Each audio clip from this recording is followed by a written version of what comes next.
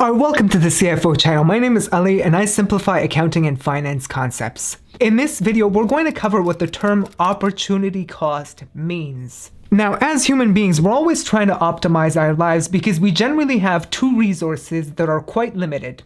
Number one, limited amounts of time, and number two, limited amounts of money. Now, you could argue that for some people, in the case of billionaires, money isn't really a limited resource. But even for those billionaires, they are limited by the amount of time that they have. Everyone around the world has 24 hours a day. Now, an opportunity cost, defined simply, is basically the potential benefit that a person misses out on by choosing one option over another. To understand this a bit better, I usually like to categorize opportunity costs into three main buckets. These are the following. Number one, opportunity costs related to time.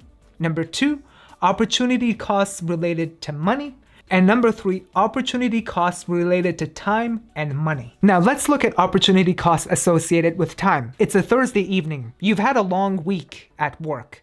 You sit down in front of the TV and you're browsing the channels trying to find something to watch. Now the opportunity costs on a Thursday night is this.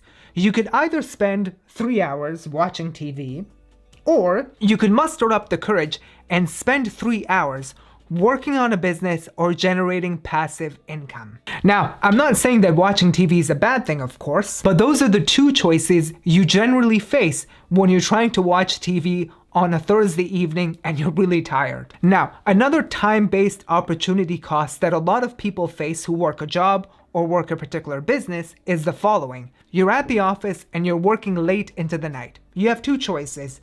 You could keep going and make a good impression on your boss tomorrow and try to really perfect that project and take it to the next level. Or number two, you could go home and spend the time with your kids and your family. This is a very common dilemma that a lot of people face in the workplace and in business.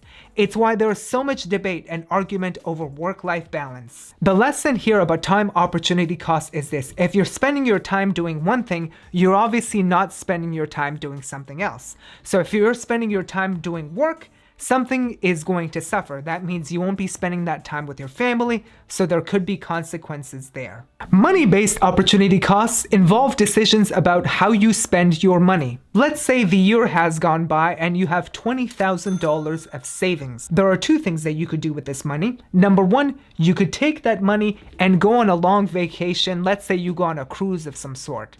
Or number two, you could take that money and instead put it in the stock market in an ETF and let's say earn 6% a year. This way, at some point in the future, you can take that money that you've invested in the stock market and maybe go on a couple of cruises instead of just one.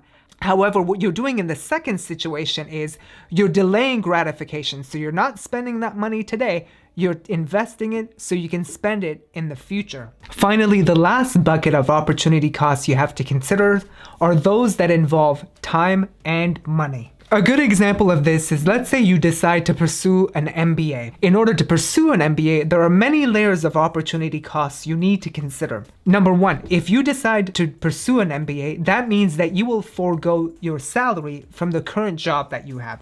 Let's say you work in finance and you earn $80,000. The typical MBA usually lasts 2 years. So if you decide to go to do your MBA, that means that you will miss out on 2 years of your salary at $80,000. That's 2 times $80,000, which is $160,000.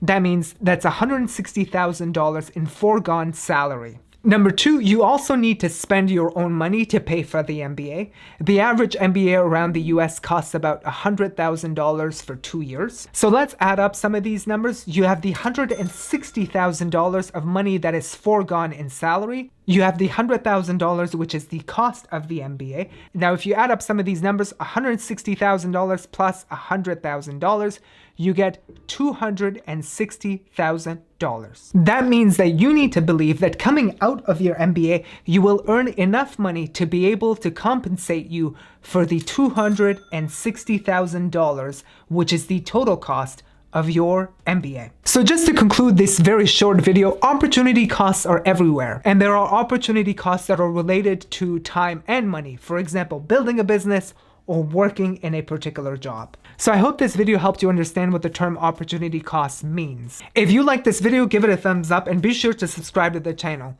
And check out my previous video here where I talk about how to calculate the runway and burn rate for a startup.